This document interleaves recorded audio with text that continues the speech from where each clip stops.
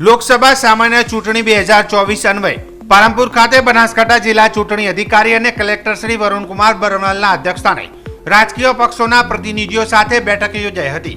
બેઠકમાં જિલ્લા ચૂંટણી અધિકારી કલેક્ટર શ્રી વરુણકુમાર બરવાલે ખર્ચ નિયંત્રણ અને આદર્શ આચાર સંહિતાના અમલીકરણ અંગે રાજકીય પક્ષોના પ્રતિનિધિઓને માહિતગાર કરી જરૂરી સૂચન અને માર્ગદર્શન આપ્યું હતું।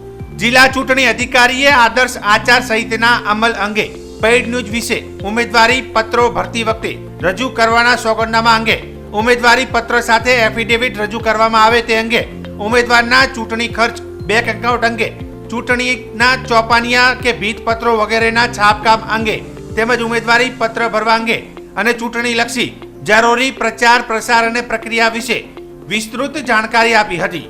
ઉમેદવારોએ બેંકમાં પોતાનું નામનું અલગ ખાતું કે ચૂંટણી એજન્ટનું જોઈન્ટ ખાતું ખોલાવવાનું રહેશે।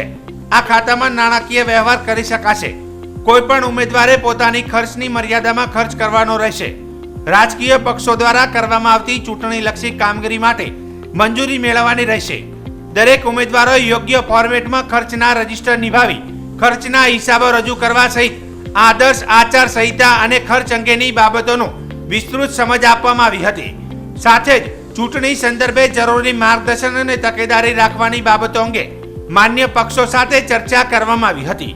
આ બેઠકમાં જિલ્લા વિકાસ અધિકારી એમ.જે. દવે, નાયબ જિલ્લા ચૂંટણી અધિકારી એચ.કે. ગઢવી સહિત માન્ય રાજકીય પક્ષોના પ્રતિનિધિઓ વિનોદભાઈ ઉમંટ, મુકેશભાઈ પરમાર, માનસુખભાઈ, હર્ષદભાઈ પટેલ અને અન્ય અધિકારીઓ ઉપસ્થિત રહ્યા હતા।